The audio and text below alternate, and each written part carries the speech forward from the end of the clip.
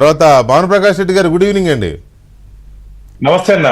భానుప్రకాష్ రెడ్డి గారు, ఇది చాలా కాలంగా చాలా కంప్లైంట్లు మీ పార్టీ, టీడీపీ, జనసేన, కాంగ్రెస్, కమ్యూనిస్ట్ అందరూ కంప్లైంట్ చేస్తూనే ఉన్నారు. ఎలక్షన్ కోడ్ వచ్చినాక ఎలక్షన్ కమిషన్కి చెప్పడం కాదు, 5 ఏళ్ల నుంచి ఇదే పోరాటం. 5 ఏళ్ల నుంచి మధ్యలో స్టేట్లో లోకల్ బాడీస్ ఎలక్షన్స్ ఎన్నో వచ్చాయి, అప్పుడు ఇదే పోరాటం, ఇదే తంతు.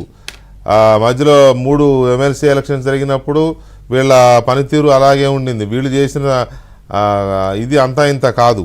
సో మొత్తానికి ఇప్పుడు ఎలక్షన్ కమిషన్ ఒక సీరియస్ యాక్షన్ తీసుకుంది. కానీ ఈ 5 ఏళ్లలో ఇన్ని జరుగుతుంటే ఎలా చూస్తూ ఊరుకుంది ప్రభుత్వం?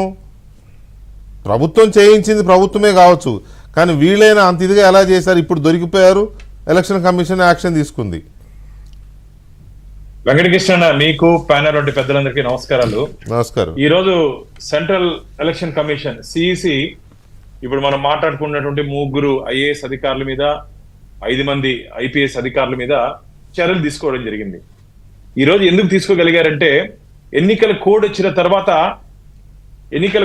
తర్వాత మొత్తం ఇక్కడ నుండి అధికారుల మీద పూర్తి వారి మీద డిసిప్లినరీ యాక్షన్ తీసుకునే అవకాశం ఎన్నికల కమిషన్కి ఉంటుంది. అందుకనే ఎన్నికల కమిషన్ అంటే అందరూ భయపడతారు, జాగ్రత్తగా ఉంటారు. కానీ మన రాష్ట్రంలో దురదృష్టం, జగన్ అన్న ఉన్నాడు కదా, అధికార పార్టీ ఉంది కదా, మమ్మల్ని ఎవరు ఏం చేయలేరులే, ఏదైనా చేస్తే ఆయన కాపాడతారులే అనుకున్నారు. ఒక సామెత చెప్తాన్నా, ఏరు దాటేదాకా ఏరు మల్లన్న అంటారు, ఏరు దాటాక బోడి మల్లన్న అని అంట. ఈ రోజు జగన్మోహన్ రెడ్డి గారిని నమ్ముకున్నటువంటి కొందరు అధికారులు ఈ రోజు మిమ్మల్ని ఎవరు కాపాడడానికి ఎవరు లేరండి. మీ ఎస్ఆర్ లో ఇది బ్లాక్ మార్క్ ఉంటుంది, బ్లాక్ స్పాట్ అయిపోద్ది మీ సర్వీస్ రికార్డ్ లో. మీరు ఇంత ఐపీఎస్ లు ఐఏఎస్ ఉన్నారే, అవసరమా మీకు? అధికార పార్టీ కొమ్ము కాసి ఈ రోజు మీరు దీనికి శిక్ష అనుభవిస్తున్నారు. మీకు చెప్పిన వాళ్ళు మనం అనుకుంటున్నాం, దాని దగ్గర ప్రతిఫలం ముందే ముట్టింది అంటున్నారు, మరి అది కూడా ఉందంట. మీకు చెప్పిన వాళ్ళు, మీ దగ్గర చేయించుకున్న వాళ్ళు ఈరోజు వాళ్ళందరూ ప్రచారంలో వాళ్ళ పాటికి వాళ్ళు తిరుగుతున్నారు కదా. మీకు ఈరోజు జరిగినటువంటి నష్టాన్ని ఎవరు వచ్చి కాపాడతారు మిమ్మల్ని? ఇది మిగతా అధికారులకు లెసను, మిగతా అధికారులకు ఇది లెసను. దయచేసి ఇప్పటికైనా సరే అధికార పార్టీని నమ్ముకోకుండా ప్రజల పక్షాన నిలబడింది, అధికార పక్షాన కాకుండా ప్రజల పక్షాన నిలబడింది. ప్రజల కోసం ప్రజాస్వామ్య పద్ధతిలో ఎన్నికలు జరిగే విధంగా అధికారులు మీరు నిలబడకపోతే రాబో రోజుల్లో ఇది ట్రైలర్ మాత్రమే. వెంకటకృష్ణ, ఇది ట్రైలర్ మాత్రమే. రాబో రోజుల్లో ఉంది పూర్తి సినిమా. మామూలు ఏదో స్కోప్ సినిమా 70 mm సినిమా అంటారు కదా, అట్లా సినిమా తొందరలో వచ్చి చాలా మంది అధికారుల మీద చర్యలు తీసుకునే అవకాశం ఉంది. మేము కూడా కేంద్ర ఎన్నికల సంఘానికి రోజు ఇక్కడ ఎవరెవరు అధికార పార్టీ తొత్తులుగా ఉన్నారో, గత 5 సంవత్సరాలుగా ఎవరు ఎంతెంత చేశారో పూర్తి నివేదికలు మేము కేంద్ర ఎన్నికల సంఘానికి మేము సమర్పిస్తున్నాం. తొందరలోనే వీరందరి మీద చర్యలు ఉంటాయి. ముందుంది ముసళ్ళ పండగ అంటారు, క్రోకడైల్ ఫెస్టివల్, చిరంజీవి గారి సినిమాలో చెప్తారు, రాబో ఉంది, ఇప్పుడు కాదు, ఉంది జరగబోయేది ఉంది అని.